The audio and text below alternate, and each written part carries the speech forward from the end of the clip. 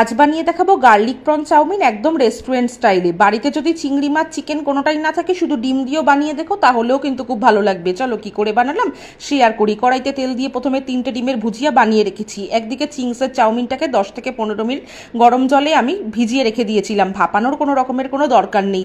এবারে কড়াইতে আমি তেল দিয়ে তার মধ্যে এক একে রসুন কুচি, আদা কুচি দিয়ে চিংড়ি মাছগুলো দিয়ে হালকা করে ভেজে নেওয়ার পরে পেঁয়াজ কুচি, ক্যাপসিকাম কুচি আর গাজর কুচি দিয়ে ভালো করে ভেজে নিয়েছি। আমার কাছে বাঁধাকপি ছিল না বলে দিতে পারিনি, বাঁধাকপিটা দিলে আরও বেশি ভালো লাগে। এবারে আর কি নুন আর গোলমরিচের গুঁড়ো দিয়ে মিশিয়ে নেওয়ার পরে এখানে এক এক করে সস দিয়ে দেবো। দিয়েছি ভিনিগার আর সোয়া সস। আমি টমেটো সস পছন্দ করি না বলে দিইনি, তোমরা পছন্দ করলে দিতে পারো। এবারে চাউমিনটা মিশিয়ে তার মধ্যে আমি কাঁচা লঙ্কা কুচি দিয়ে তার মধ্যে ডিম দিয়ে দেবো। এবারে খানিকটা পেঁয়াজ আগে থেকে কুচি করে রেখেছিলাম, ওটা নামানোর আগে দেবো। কাঁচা কাঁচা মুখে পড়লে না বেশ লাগে। এবারে আর কি ভালো করে ফ্রাই করে নিয়ে নামিয়ে গরম গরম সার্ভ করো। এই চাউমিনটা কিন্তু খেতে দারুণ লাগে।